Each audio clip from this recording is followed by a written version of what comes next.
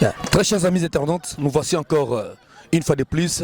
Quand tu solo nabino, quand ndenge tu fungul de nzela mikolo tu banda solo nabino par rapport ya mboka, par rapport à mamutu ezo les karakati mboka na biso et puis na mboka ba pa otozali to bossa na rangote que non biso to na ba vena quoi to ya penda et puis to ya penda na mboka ko s'intégrer na mboka pa. Alors il faut tout ça à tout moment moi un clin d'œil na mboka na biso Congo, surtout Congo démocratique car ndenge masozo kumbela mea pour la journée le 19.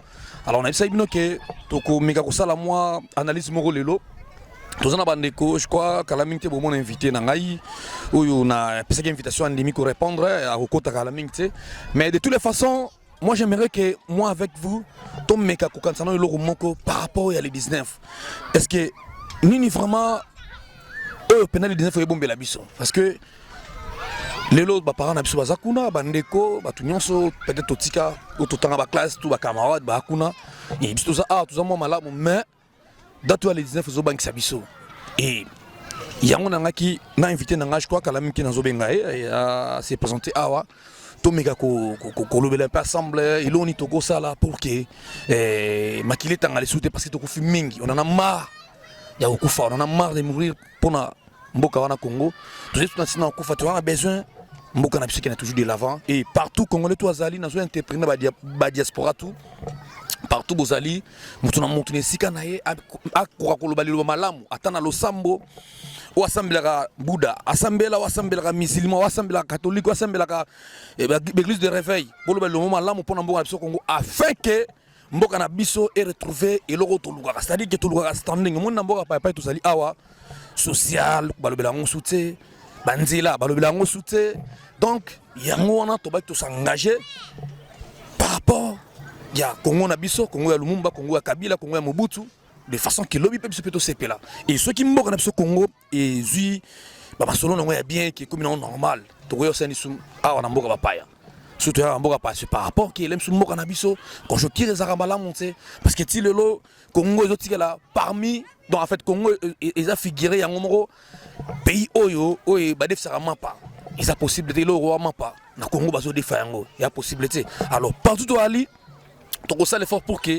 attendre le loso toujours mon kondiwana akansana no biso mon kondiwana akanisana social ba tika bana ba hôpitaux marambutu alors sans plus tarder chers amis laisse-moi le temps na yamba invité nanga je crois tozo yamba na plateau à se présenter ige monikota donc ako se présenter yemoko ndenu calme bossa chon na leli en tout ça chomé merci on a c'est plus un plaisir na baki Kayou mais on a eu quand même le temps de discuter un peu c'est parce qu'on a un grand cœur quoi et on est devant micro nayo Boss TV Live en tout cas je te remercie beaucoup parce que ça musala kitoko au bandi il y a pas très longtemps mais on a moins déjà évolution et on a eu quoi nayoka masolo on est allé quoi. Chers amis bandeko batali kaka ndenge toujours continuer ya tolinga ina no ige websa biso ça fait combien de temps yoza en Amérique? Bon je sais pas donc ça fait pas trop longtemps hein. Ça fait pas trop longtemps mais le peu de temps que je fais ici j'ai compris une chose que qui m'embore en abisso parce que d'abord par rapport à pas si gaka mais sans pas citer non ça n'est pas signé je restais dans mon pays c'est mieux it's better of there donc toyaka parce que kuna misalizate kuna kolia batu pasi ya moni biso toyaka mingi Amérique toye poto donc to comment ko sala on dirait soki ba nakoloba to sala ndeti ba baloba nini na lingala comment on appelle baumbu donc banini bon kumbwana to tolérant te mais tout ça là trop parce que ce mboka na biso zali non bien. On n'allait pas venir ici, mais on est venu ici parce que Kounaza mystique. Mais en tout cas, je reste au pays. Qu'est-ce que je veux faire ici? Parce que j'aime bien mon pays, c'est mon pays. Et ça place na botami. Na quoi. Ok, chers amis, quand on est tout le bas, tous les gens par angai, moni invité n'abso, apesi biso, moi briefing na et le temps va ça en Amérique, toujours le cas ko lura solution pour que mboka na biso et que de l'avant quand on est tout le bas toujours.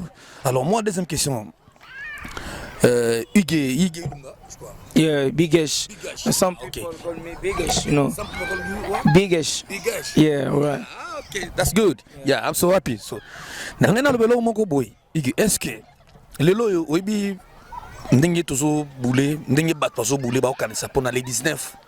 Le 19 décembre, il fallait qu'il présente un en place à Tika pouvoir. Yo ozomona non nini, idée ni repé ça et puis ozomona non nini pour la journée wana. Donc au plus surtout moi 2 minutes kaka moi. Idée non quoi.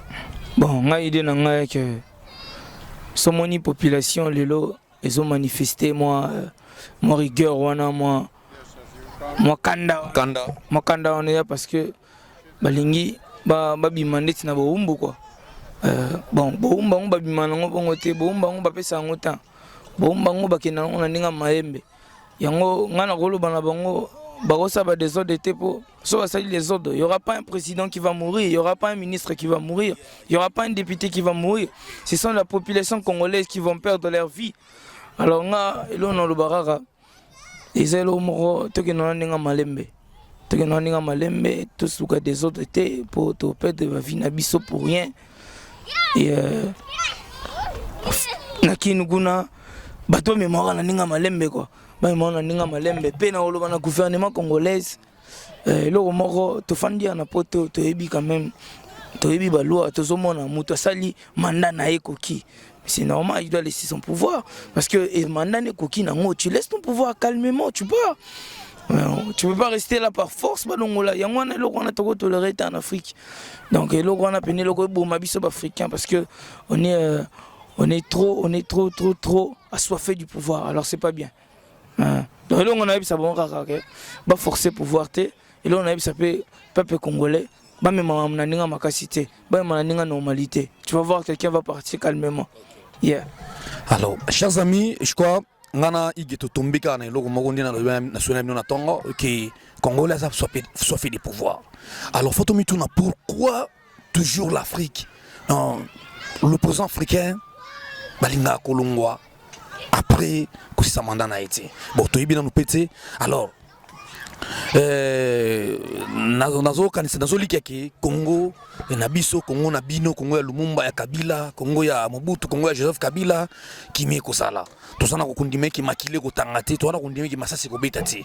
Je crois que dans le calme makamutu ko tambola pina kimia ce qui est qui président akena ndeto ki transition il y a pas de problème parce que mon toit ko interner la zati to ko tika na biso suka donc makambo ko changer nango. Alors Ige Ilunga donc yamoinga leo na lati tenia ba militaire ba marines nous a combattu tenga na combattant parce que moi biso na yebi biso na États-Unis to sala bloko na te parce qu'on n'a pas le temps biso c'est les cailloux. Yeah, because I need money man.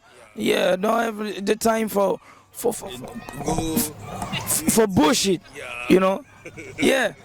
Yeah, en tout cas merci. Yeah. OK, en tout cas United States biso to kendaka kayu tozongi to ke ba classe tozongi. C'est comme ça que ça se passe dans son moyen la tension. Ça veut dire que tozana kanda makasi on est très fâché parce que na mambo ele kana to sepelate. Donc il y a biso photo comme araba généraux na bakisa ça pour mamunyo ce que na ninga normalité. Si. OK chers amis, quand on est dans loba, il s'appelle Biletuwe Masanangai, Hervé Tourou Materazzi, Fanny Massaro, le président Guillaume Tshisoka, West Mpechi, Igo Kaniku, Kumbono Namona Mourou, Christophe Moma. Je crois que les Congolais, on attend comme les Congolais, on a besoin de ceux qui sont de l'avant. Na bosanité les sous nani Vionangai, comment Papi Mayani, donc c'est que ça libambo tout nous yangwana dédicace nous yangwana. En tout cas merci na conseil na yo. To continuera aussi musala kaka ndenge to baki to samusa ki to bani to démarrer. Alors moi mutuna muso ezali Ige Ilunga na poser question moko lelo oyo ceux qui sont présents ici na pouvoir et là on est aussi na présent na asala na mokose kaka OK Congo na biso ezala bien rolinga présent asala nini au départ. Bon, vous savez, ce qui complique d'abord l'Afrique, c'est les ventres. Les Congolais ne mangent pas, l'Afrique ne mange pas. L'Afrique, c'est la faim. Ngalo bango lelo cité président soko autant d'ici ba congolais na biso ba congolais ba oza ba force mort impossible parce que congolais zana na posa tonda. Il veut manger. Vous savez, aujourd'hui si une personne ne mange pas, Azanamba abattu. Azana moral abattu. Donc moi ce que je veux dire président social et bon il doit créer des travail pour les Congolais, des warehouses, tout le monde a des warehouses, on a United States. Des warehouses belé a créé des warehouses à terre, il y a des CT, des warehouses belé, des warehouses des bakiti, des warehouses il y a des bonbons, des warehouses il y a des balles, des bêta. Mais tu crées ça à Kinshasa, mais qu'est-ce qu'on va venir faire ici au pays? On va rester chez nous. Donc ce que je veux dire, créer des emplois. Les Congolais ils ont faim, ils veulent manger. C'est ce que moi je veux dire de plus. En tout cas, je n'ai plus rien à dire quoi. Merci bana Kini, bana monde nteka na sebino bana Amérique, bana Illinois. Donc quand on a psaki bino Kentucky wana.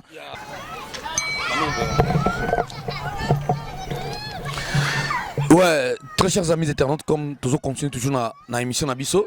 Toujours un des invités Nabiso P comme on a eu, je crois Yimoya na plateau, a se présenter, a zap na mwelo loba. Ya to bagi émission oyo to kopesa micro na mutunyos o azana posa koloba. Bo serenga munke parce que boyebi kaka donc. Serenga munke to kopesa micro na mutu to koloba. Donc somme tozana besoin ndé na isaki bino. Ah donc ige ilunga lobi azo kinda o kita Kentucky kala mingi tu sais.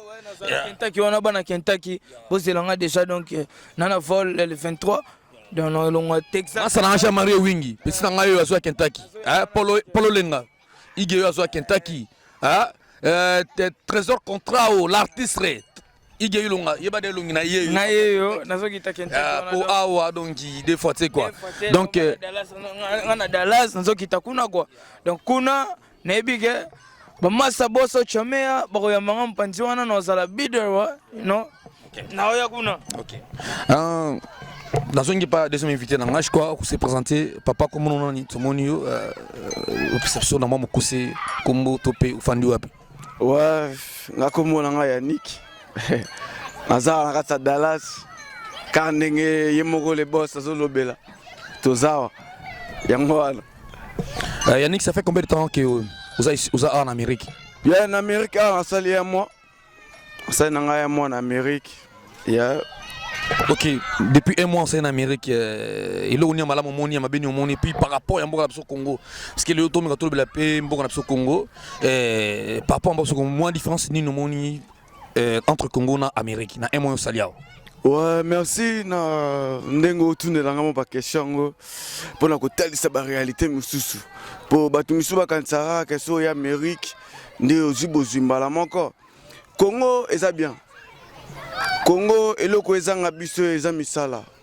Misala so moni muto ya mboka oyo ezaka te ka ya po akuta nango na balabala. Rien. Donc eza foko bunda kaka nde mutu to bunda ndenge kuna to bunda nde ape to bunda via nango facilité. Donc Amérique eza number 1 na mokili oyo. Donc to compara Afrique na Amérique te eza différence à makasi to barango. Mais il faut bosser dur pour gagner vie. Donc so bosser te au gagner na opete, c'est ça. En tout cas, mes respects à ma grande dame, à la femme de ma vie, Lisette Moukanya, la patronne. Donc, yo, jamais n'a reçu l'émission ça qui est Naboaka yo. Si on a canté sur Tatina Banda, il y a fa la baronne, maman a Christo Celius, Malamas, papa Yoti. Donc, nous a toujours dans mon thème. Donc, je connais mon Bolandi, Yannick, tout ça on a na Texas. Donc, il y a Outi Congo, ça fait un mois. Ouais, un mois déjà. Yeah.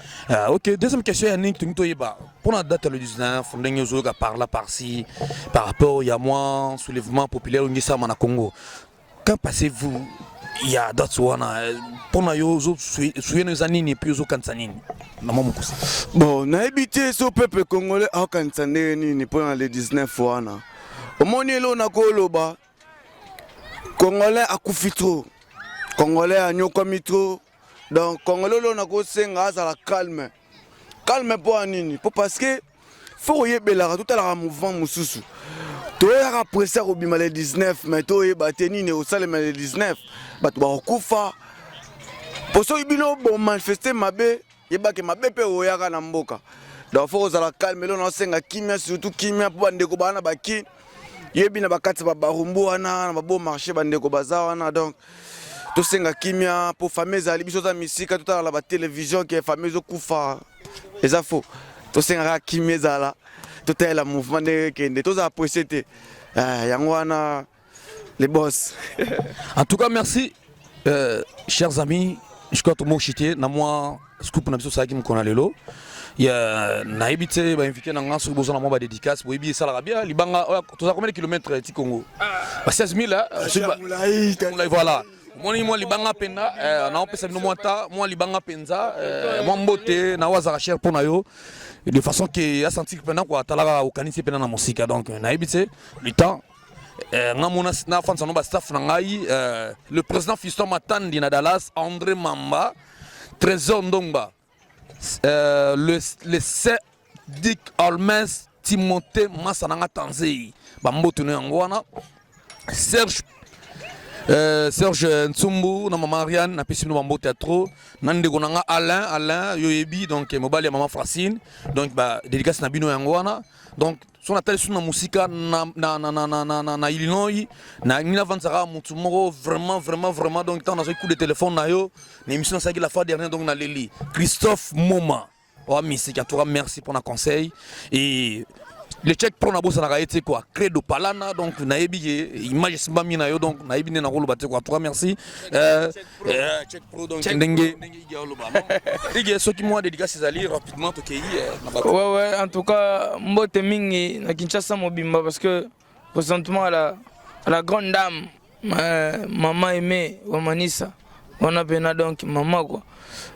J'ai dit merci à tout le monde qui me connaissent. Na pesi batu nyoso sona bina tanga bino boloba en tout cas mbote na bino kaka na mbote ba bébé na biso ozota na biso na mbote na bango nyoso. J'ai dit merci beaucoup aussi na pour l'émission lelo et l'équipe merci beaucoup à Boss TV Live pour Nenge Moussala Sarah Moussala. Merci beaucoup en tout cas nana minga lobate quoi. J'ai dit merci à tout le monde. Check. On a bien remercié. Merci à toi. Yannick, moi, Mbote. Ouais, Mbote, il bien qu'on s'engage. Talaka, pesa Mbote. Paya père nanga moko. Papa Efa, na maman Coco, na famille nanga mobimba. Tu beau sanité. Moi nanga moko Aminata. Papa Zawa, poani yo petoya. Donc yo yebi, tozo bunda kaka pour la famille. Le mouvement. Mathieu bien. Ok, chers amis, nous voici au terme de notre émission de ce soir. Je crois tourner à tout ça pour l'ambo cannabis au Congo pour nous tous Liban toi le roi Basoda. Tu vraiment ko bunda pour l'ambo cannabis et si on sait aux ala ki lobi so imboka o to komi to tima mbode fa ba mapa hein to tima mbode fa ba mapa donc vie pendaison ils ont en demandé tout le monde na ba poto parce que aso de ba réalité musu ba vérité musu ça bo craquer na ba palende bo sawana et c'est boyebi que bana batanga ko fele ka bana batanga ko fele bana ba so médico fele mais ce que loko wana Congo ya mkolonini alors congolais tout ka ba distraction basongi ya buzo bande na zo ibisa bino mikolo parce que na ba keloko mo na sala émission uniquement pour na bato batonga bato na Amérique hein basongi ba bozoberi baninga bazo avancer so tika sima lelo yo bon moni ndenge ba paya ba mosaka na biso donc il faut aussi mana to tika kisongi to zongela vraiment esprit moko ya bien pour que moko na biso qui n'est toujours de l'avant quoi donc mon c'est ngwana bon na moi dédicace na ko sala vient na Isidore Bakanza hein bikopu mon berger Cédric Wawa libangano yango wana donc na musika na bandeli sous papi mayani na lelo mikolo mabe miono lelo fort donc na pesi wa merci mingi ba commentaire non na mona yango pi sala nga bien quoi Saluté Fiston Muela gouverneur de Chicago. Yeah, yo, wa musique. Yeah, Nango, ma petit na yo bazawa, yo yebi ma solo donc. Fiston Muela. Yo yebi. De Chicago, ngana ke Kentucky donc. Ngana biso ko ke yeso ki timu panziono mona na Kentucky mais Dallas ni mabele nanga quoi.